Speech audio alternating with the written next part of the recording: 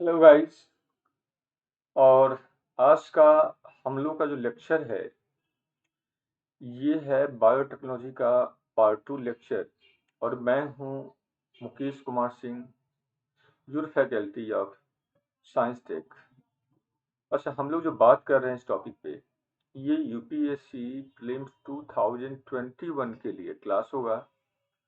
और हम लोग का जो प्राइम इंटेंशन ये है कि जो क्वेश्चंस बायोलॉजी और बायोटेक से आता है उन क्वेश्चनों को हम कैसे करें। और कई दफ़ा ये होता है कि जब हम क्वेश्चन करते हैं तो हमें उस समय कॉन्फिडेंस नहीं होता है, क्योंकि चीज़ें पढ़ी होती है उसके बावजूद भी चीज़ें पढ़ी होती है उसके बावजूद भी आप खुद रियलाइज़ करोगे आप लोग कि जो सवाल पूछा गया है उन सवालों में वैसे टेक्निकल वर्ड का यूज़ किया गया है जिन टेक्निकल वर्ड से हम लोग फैमिलियर होने के बावजूद भी क्वेश्चंस के टेक्निकलिटी को हम समझ नहीं पाते हैं और बड़ी गलती करते हैं। तो मैं कोशिश करूंगा कि हर एक वर्ड पे स्ट्रेस दे करके आपको उन चीज़ों को स्पष्ट करूं। और आप भी आपस में, जो लोग इस वीडियो को देख रहे हैं, आप लोगों के पास एक छोटा ग्रुप होगा, उन ग्रुप का फायदा लीजिए, उसमें जाकर बैठ कर डिस्कशन कीजिए, ताकि हर एक छोटी छोटी चीज़ों को आप ठीक कर सके, सुलझा सके और कहीं पे कोई डाउट न रह जाए।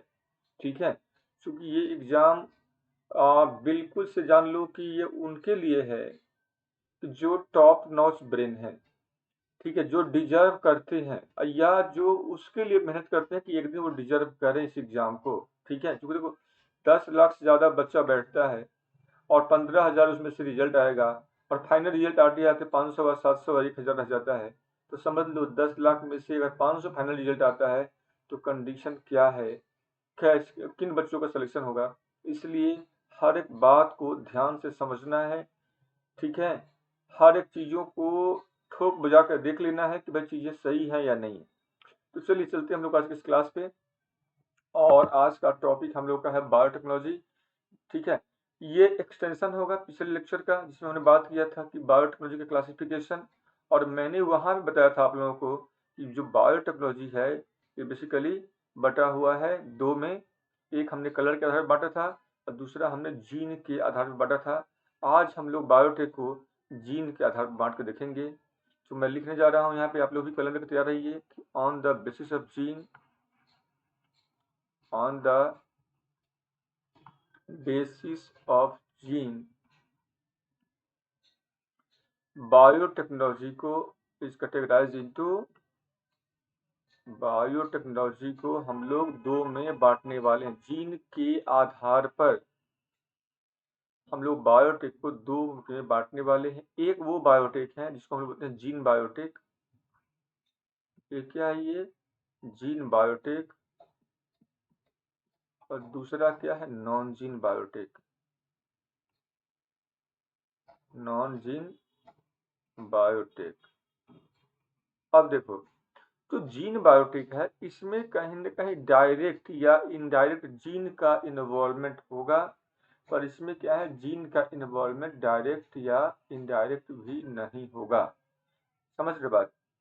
एक चीज आप ऐसे समझो कि जब या ऐसे समझ लो कि डायरेक्ट जीन इन्वॉल्व है और जहाँ पे डायरेक्ट जीन इन्वॉल्व नहीं है, ऐसे समझ लो आप। जैसे मैं यहाँ पे एक स्ट्रक्चर बना रहा हूँ, वो है क्योंकि आपके एकदम से सिंपलेस्ट वे में इसको समझते हम लोग हैं कि कहाँ से जीन का शुरुआत होता है और कहाँ पे जीन का जो हस्तक्षेप है वो समाप्त हो जाता है। मतलब जो जीन बेस्ड बायोटेक है, मतलब जब ये वो बायोटेक है वेन डायरेक्टली जीन इन्वॉल्व होता है। डायरेक्टली क्या होगा, जीन इन्वॉल्व होगा। इसमें लिख लो आप लोग, इसमें क्या होगा, directly gene non involve, directly gene क्या होगा, नॉट इन्वॉल्व।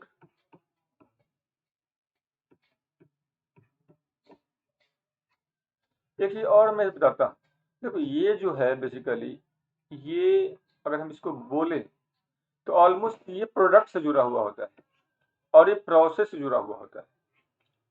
कि क्या ये प्रोसेस से जुड़ा हुआ है, ये टेक्नोलॉजी से जुड़ा हुआ है, जबकि ये प्रोडक्ट से जुड़ा हुआ होता है, जो मैं आगे स्पष्ट करूंगा। अब हम देखते हैं कि जीन और नॉन जीन में क्या डिफरेंस है। जैसे मैंने कहा कि डीएनए है, ये है ना डीएनए। तो डीएनए देख रहे हो आप। तो डीएनए का छोटा जो इकाई होता है, मान लो ये इकाई है, ये हिस्सा, ये एक जीन है। या जब डीएनए आपस में जब जुड़ जाता है तो क्या बन जाता है, क्रोमैटिन थ्रेड बन जाता है। ये क्रोमैटिन का थ्रेड हो गया।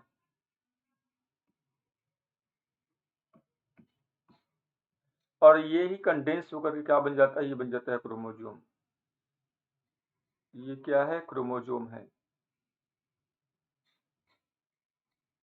ठीक है, ये है क्रोमोजोम।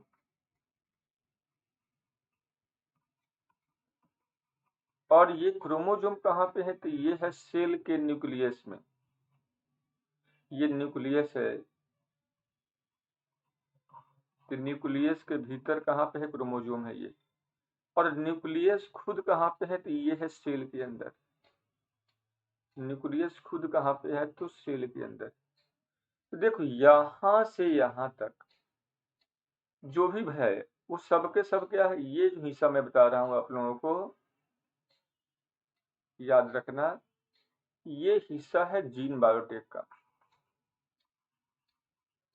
जीन बायोटेक का आप ऐसे समझ लो ताकि आपको कोई कंफ्यूजन ना रहे। और सेल के ऊपर जो भी चीज होता है, ठीक है, ये सब हिस्सा हो जाता है नॉन जीन बायोटेक का। इसके ऊपर जैसे मान लो टिश्यू हो गया, है ना। सेल के ऊपर क्या होगा, टिश्यू। टिश्यू के ऊपर क्या है, ऑर्गन, है ना। ऑर्गन के ऊपर क्या है, सिस्टम। और सिस्टम के ऊपर क्या है, इंडिविजुअल।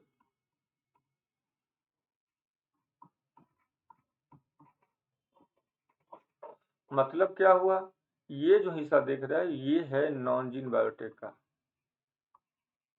Non gene biotech. अब ये आपको समझ में आ गया होगा कि मैं क्या बताने वाला हूँ और आप क्या समझ पा रहे हो। तो थोड़ा सा एक बार मैं हाइलाइटर से बता देता हूँ। देखो मैंने यहाँ पे लिखा हुआ है कि जीन बायोटेक, और मैंने दूसरी तरफ लिखा हुआ है यहाँ पे कि नॉन जीन बायोटेक, है ना। देखो जीन बायोटेक ये लिखा हुआ है यहाँ पे, है ना। जीन क्या है, डीएनए का हिस्सा है। ये डीएनए का हिस्सा हो गया।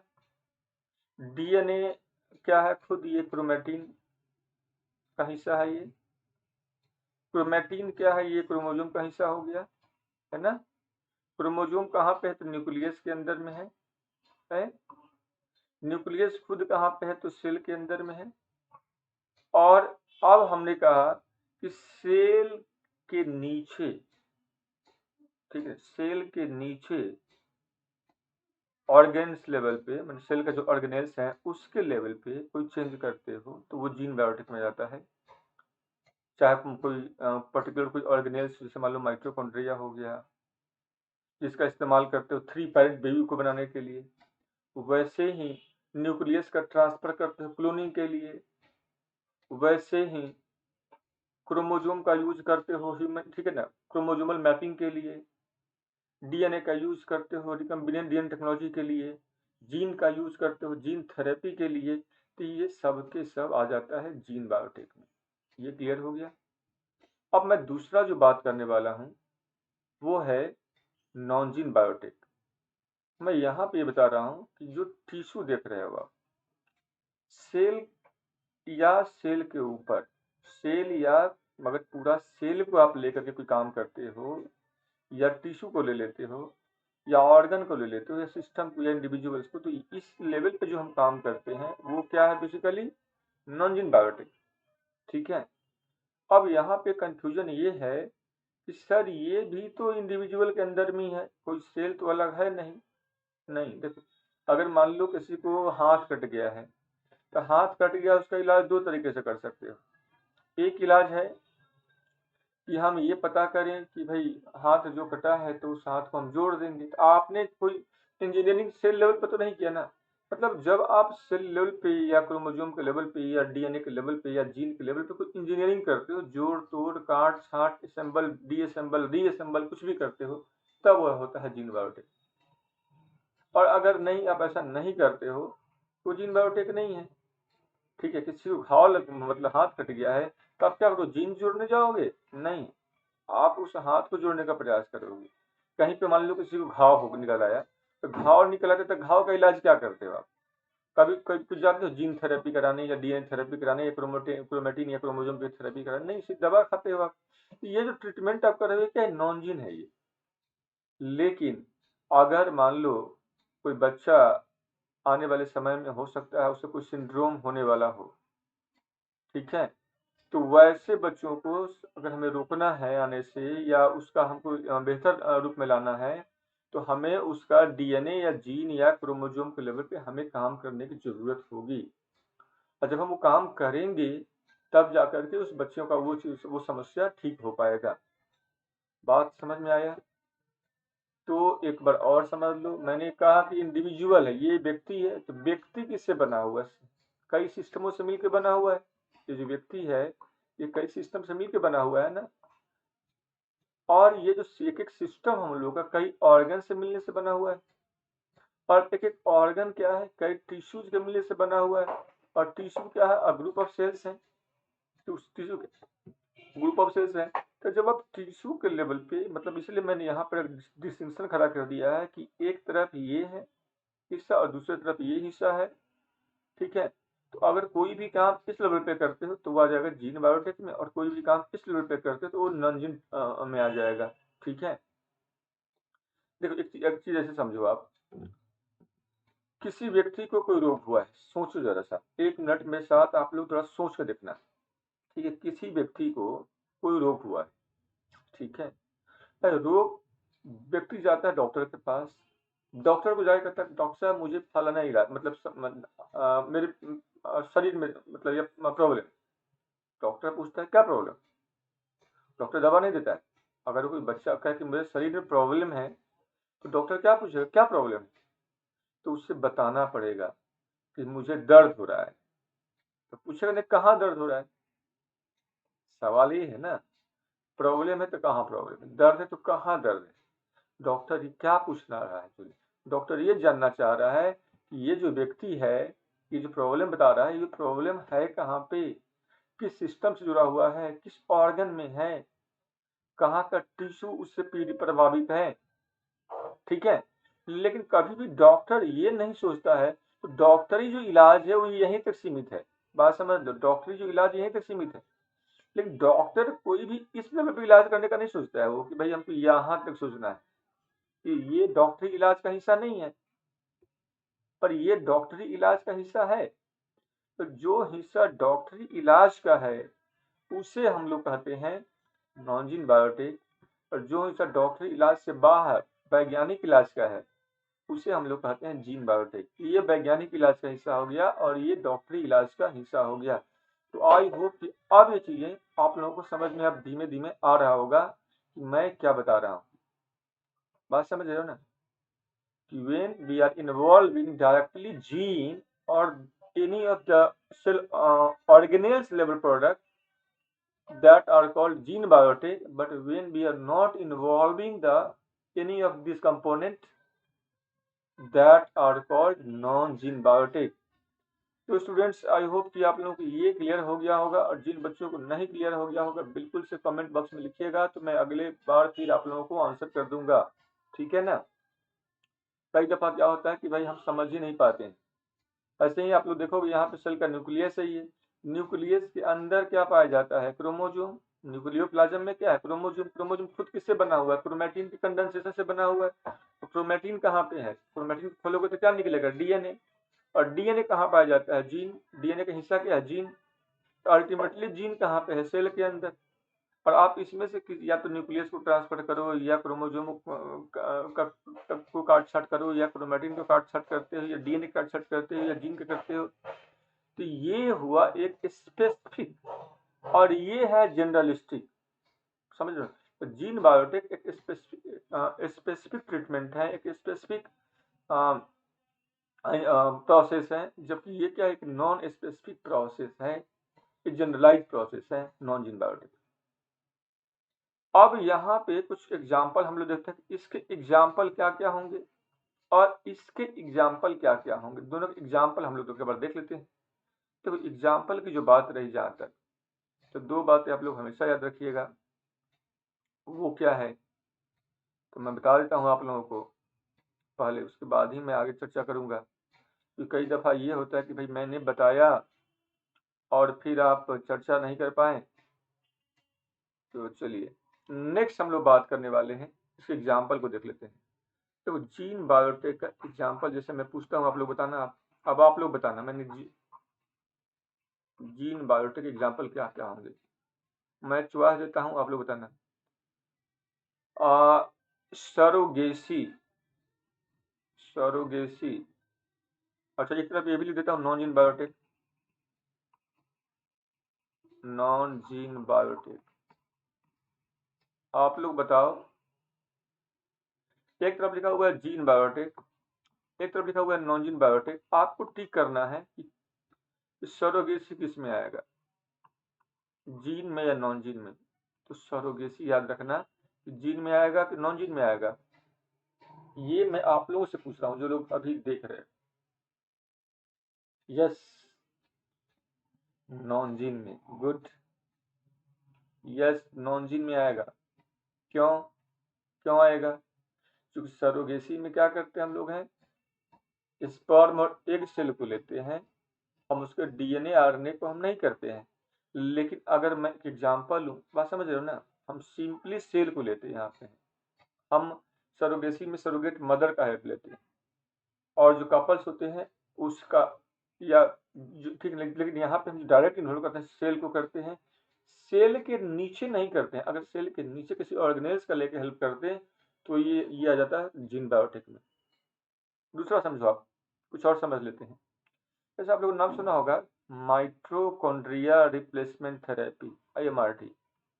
इसी को हम लोग इन शॉर्ट बोलते हैं 3 पेरेंट बेबी।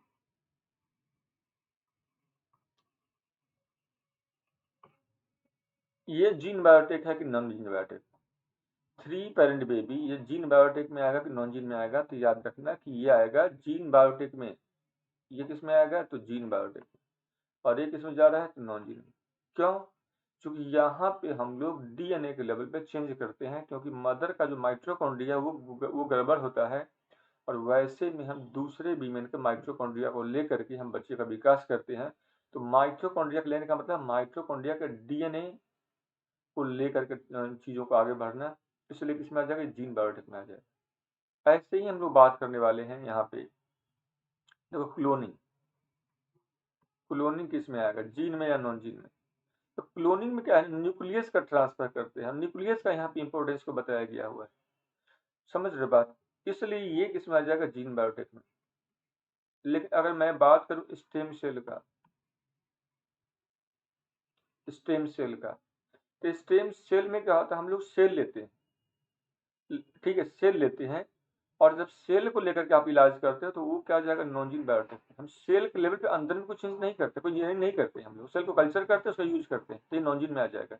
लेकिन अगर यहाँ पे आ जाए इंड्यूस्ड स्टेम सेल थेरेपी, तो यहाँ पे हम सेल लेवल पे मैनिपुलेट करते हैं बाय एपिजेनेटिक्स, और फिर हम इलाज करते हैं, तब ये आ जाएगा इसमें जीन बायोटेक में आ जाएगा।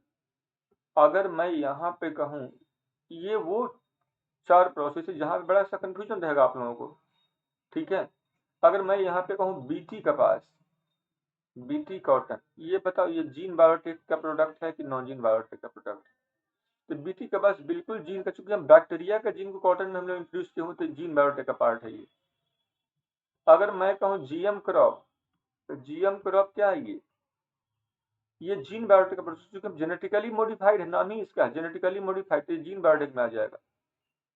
अगर मैं यहाँ पे कहता हूँ, ठीक है, ये समझ गए बात, कि मैंने नंबर 1 दिया सरोगेसी को, नंबर 2 लिया एमआरटी को, नंबर 3 में मैंने कहा क्लोनिंग है, नंबर 4 मैंने लिया स्टेम सेल को, नंबर 5 में लिया ISCT को, मतलब इंड्यूस्ड स्टेम सेल थेरेपी को, 6 में मैंने बताया बीटी कॉटन, 7 में बताया जीएम क्रॉप।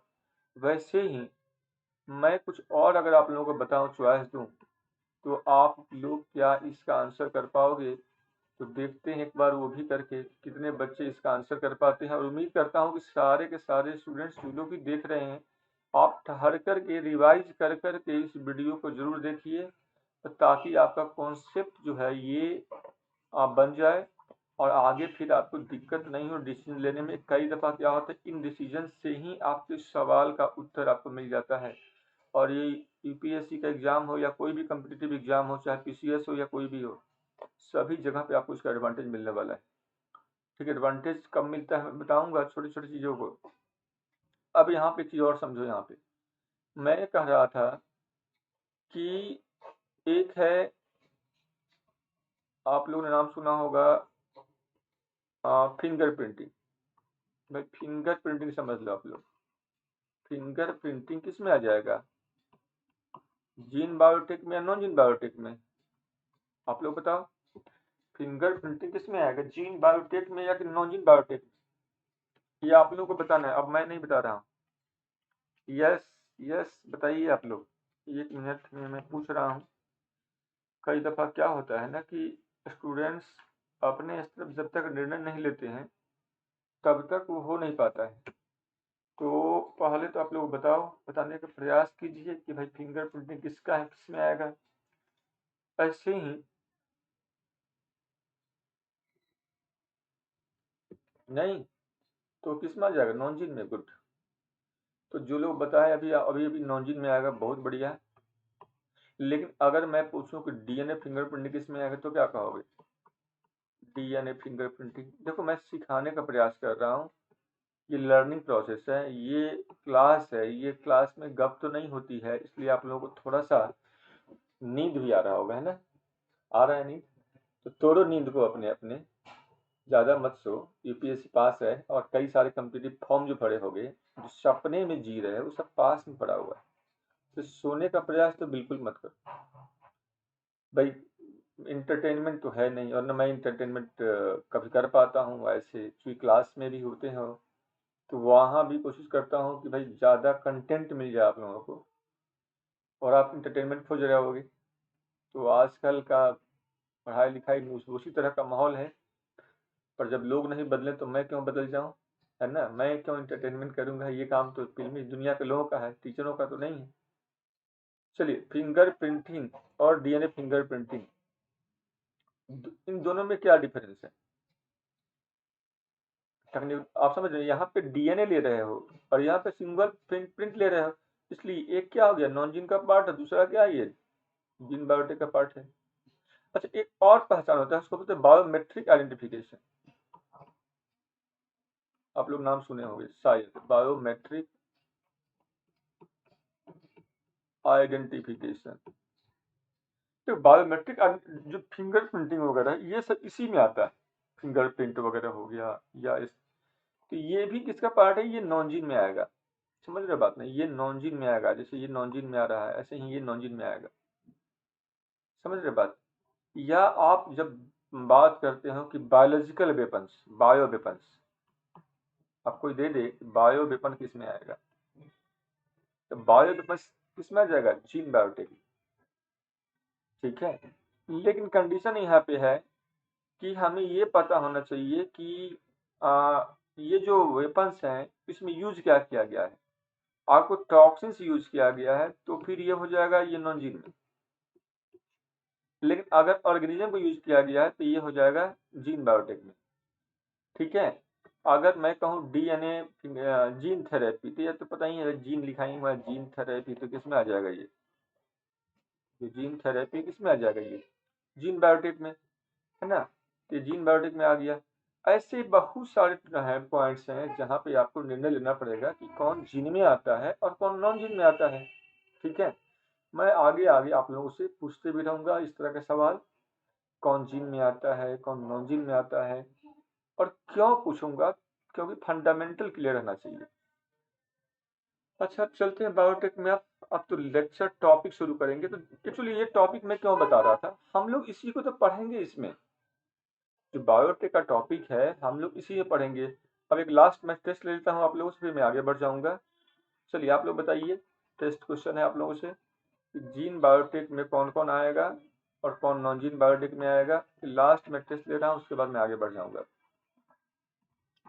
ठीक है, पहला क्वेश्चन है बायो टेररिज्म, ये किस में आएगा, नॉन जीन में या जीन में। दूसरा क्वेश्चन है बायो फर्टिलाइजर, ये किस में आएगा, नॉन जीन में या जीन में। तीसरा क्वेश्चन है यहाँ पे ह्यूमन जीनोम प्रोजेक्ट, ये किस में आएगा। चौथा क्वेश्चन है रिकम्बिनेंट डीएनए टेक्नोलॉजी। ठीक है, पांचवा क्वेश्चन है डीएनए वैक्सीन, डीएनए वैक्सीन। छठा क्वेश्चन है मोनोक्लोनल एंटीबॉडी, मोनोक्लोनल एंटीबॉडी। अब आप लोगों को ये सवाल का आंसर करना है, इसके बाद मैं आगे बढ़ जाऊंगा। ये आप लोगों के क्वेश्चंस हैं, अगर आप नहीं कर पाते हो आप बिल्कुल कमेंट बॉक्स में आकर के मुझे लिखना सर मुझे क्लियर नहीं हुआ, तो मैं अगला वीडियो आप लोगों को फिर से बना के भेज दूंगा इन सवालों का उत्तर। ये अब आपको सोचना है कौन किस में आएगा। ठीक है बच्चों, अब टास्क शुरू हो गया आप लोगों का यहाँ से। ठीक है, चलिए, और अगर नहीं तो आगे वाले लेक्चर में बने रहना, जहां जहां मैं आऊंगा उनमें मैं बताते जाऊंगा कि कौन जिन में है कौन नॉन जिन में है, क्यों है कैसे है। देखो ये एक्चुअली स्ट्रीम तो मैं कर नहीं रहा हूँ, ये वीडियो है। तो वीडियो के साथ क्या होता है कि कई दफ़ा मैं कंफर्टेबल रहता हूँ कि भाई कभी भी बना करके अपलोड कर देता हूँ, और डायरेक्ट स्ट्रीम के साथ ये होता है कि मुझे उस प्रॉपर टाइम में स्ट्रीम होना ही होना होता है। समझ रहे बात ना, इसलिए ये वीडियो है, आप इसको ध्यान से समझना, पढ़ना और मुझे आंसर करना। अब चलते हम लोग हैं, थोड़ा सा चर्चा करते हैं हम लोग हैं टॉपिक पे। पहला टॉपिक आज का हम लोग लेंगे यहाँ पे। जो लोग अभी तक बायोटेक के फंडामेंटल बातों को नहीं समझ पाए हो, तो मैं थोड़ा सा फंडामेंटल और बायोटेक जो है वो मैं बता देता हूँ आप लोगों को। फंडामेंटल ऑफ बायोटेक, तो बायोटेक जब पढ़ते हो तो आपको क्या क्या जानना चाहिए ताकि ये कॉन्सेप्ट अच्छा कॉन्सेप्ट बन सके। पहला है कि आपको वायरस के विषय में जानना चाहिए कि वायरस क्या होता है। ठीक है ना, बैक्टीरिया है, थोड़ा सा बैक्टीरिया क्या होता है ये आना चाहिए आप लोगों को। उसके बाद तीसरा है कि भाई डीएनए क्या है, ये जो आप लोग पढ़ चुके हो। चौथा है कि जीन क्या होता है,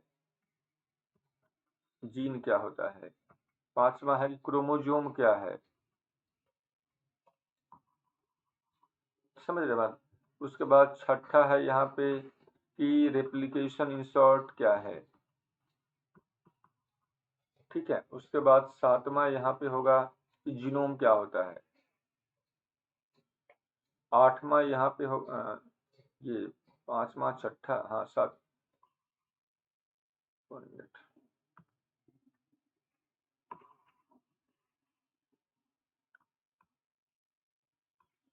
तो मैंने यहाँ पे लिखा 1 2 3 4 5 6, 6 के बाद 7 है, ये 7 के बाद 8 नंबर में जीनोम क्या होता है। फिर मैंने बताया आप लोगों को ट्रांसक्रिप्शन क्या होता है, ये आप लोगों को आना चाहिए। फिर ट्रांसलेशन क्या होता है 7th 8th 9th में। ट्रांसक्रिप्शन के बाद आप लोगों को पता होना चाहिए कि ट्रांसलेशन क्या होता है,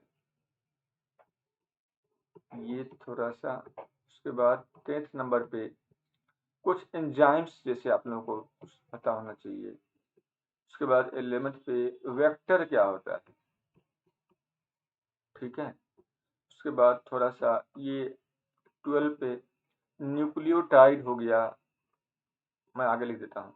तो ये जो है न्यूक्लियोटाइड ये क्या होता है, अगर ये इन वर्ड से फैमिलियर हो तो बायोटिक आपको समझने में कहीं कोई दिक्कत नहीं होने वाला है। आप बात समझ रहे हो ना। तो मैं आगे बढ़ूं, चलिए मैं आगे बढ़ता हूं।